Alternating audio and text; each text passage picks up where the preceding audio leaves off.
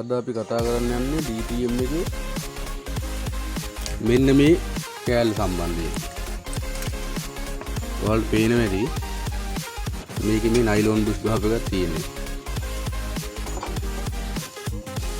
මේවා හරියට පදින්නේ නැහැ. ෂොක් වෙන්නේ නැහැ හරියට. ඒකට ඔයාලට මේ පේන්නේ අපි රේසර් ගහලා හදාගත්ත එකක්.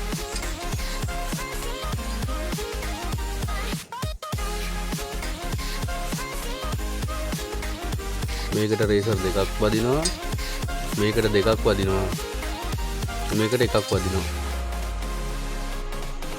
ඊට අමතරව අපි සුමින්නාම් එකේ දෙපැත්තටත් ගහ ගන්න ඕනේ රේසර්. මේක පේනවද දන්නේ? මේ පැත්තටයි මේක රෝල්ටයි ගහන්න ඕනේ.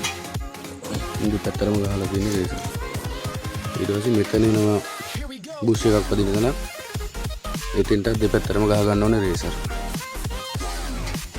එතකොට මෙතන 2යි මෙතන 2යි 4යි මේ V අකුර වගේ කෑල්ලටත්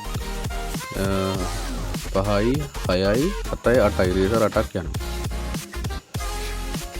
DTM වල ෂොක් හොඳ නැහැ කියන්නේ ගොඩක් අය මෙන්න මේ හේතුව හින්දා මේ විදිහට ගාපුවම ෂොක් වැඩ කරන්නේ නැහැ. ගල් ගෙඩිය වගේ.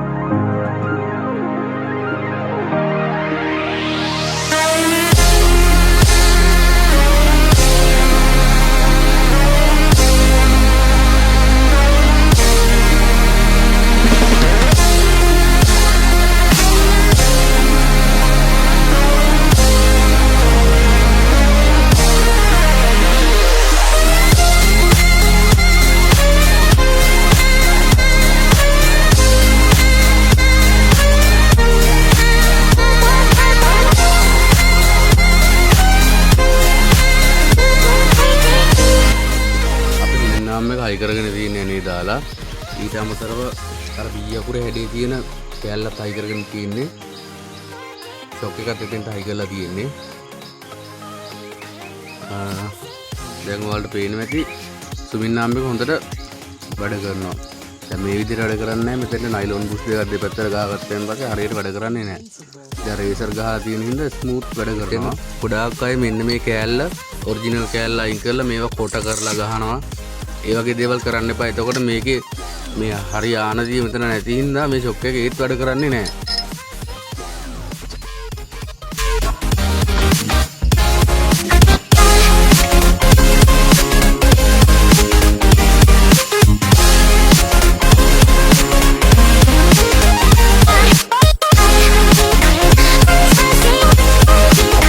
ෂොක් එක වැඩ කරන්නේ කොහොමද කියලා.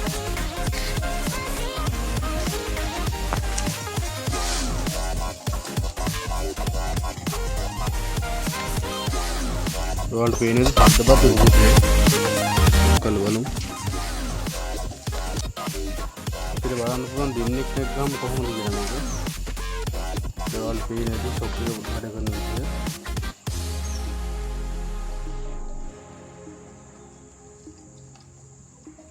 තිබ්බට වඩා සෑහෙන හොඳට ෂොක් වෙනවා.